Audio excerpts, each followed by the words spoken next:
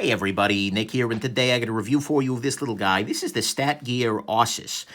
First off, I want to thank my buddy Kerry for sending this little guy along. This is a knife I probably wouldn't have checked out otherwise. It got some recent profile, but yeah, probably would have skipped it, but at least this way I got a chance. So thanks, Kerry, for that. Next thing, size comparison.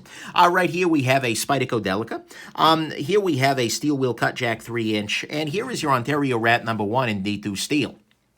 So these are very comparable knives in terms of price point and materials, although not terribly comparable in some other ways.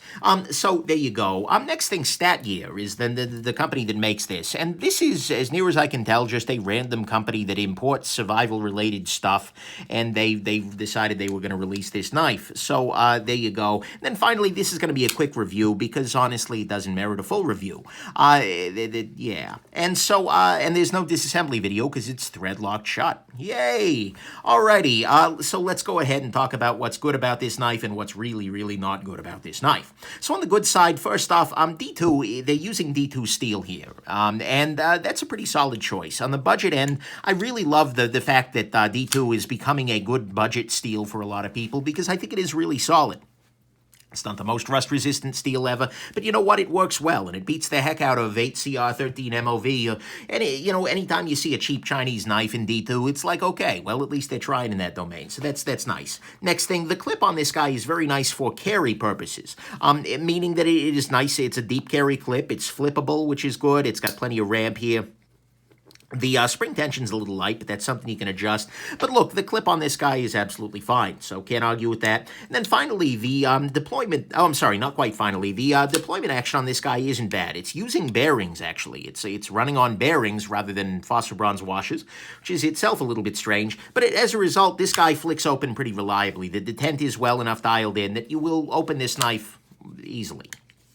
And then finally on the good side, and my favorite thing by a mile about this knife is actually the thumb studs. The thumb studs you can see are nice and big here. They're just barely out of the slicing path. Well, I mean, depending on the angle you're slicing at.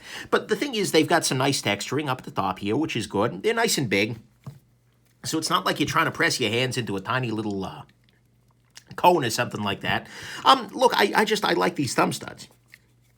Pardon me, I think they work very nicely, and I'd like to see these bigger studs implemented out of the slicing path in a lot more knives.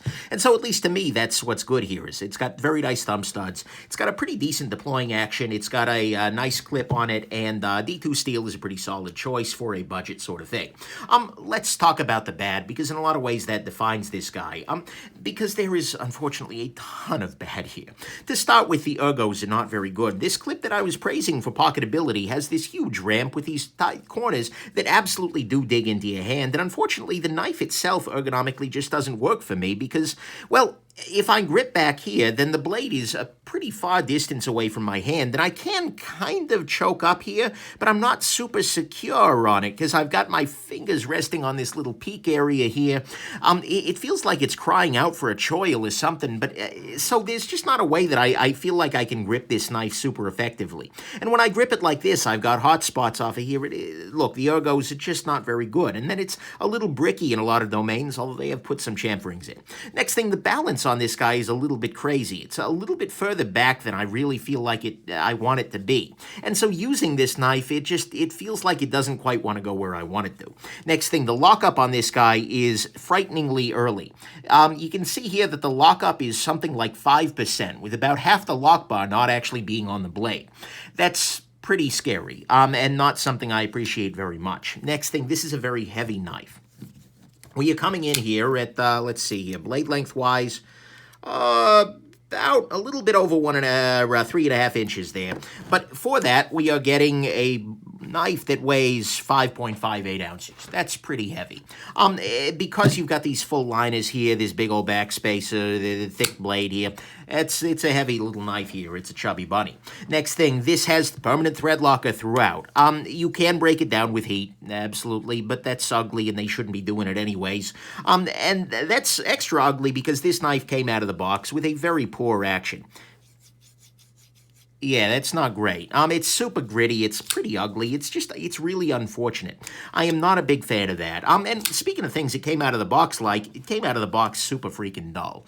This knife was not very sharp at all coming out of the box. They just didn't give a damn on that. And it also comes with substantial lock stick.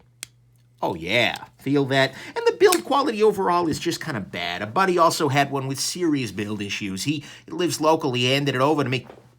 It's like I tried taking it apart and I just couldn't get it back together because the pivot was warped. It was stupid.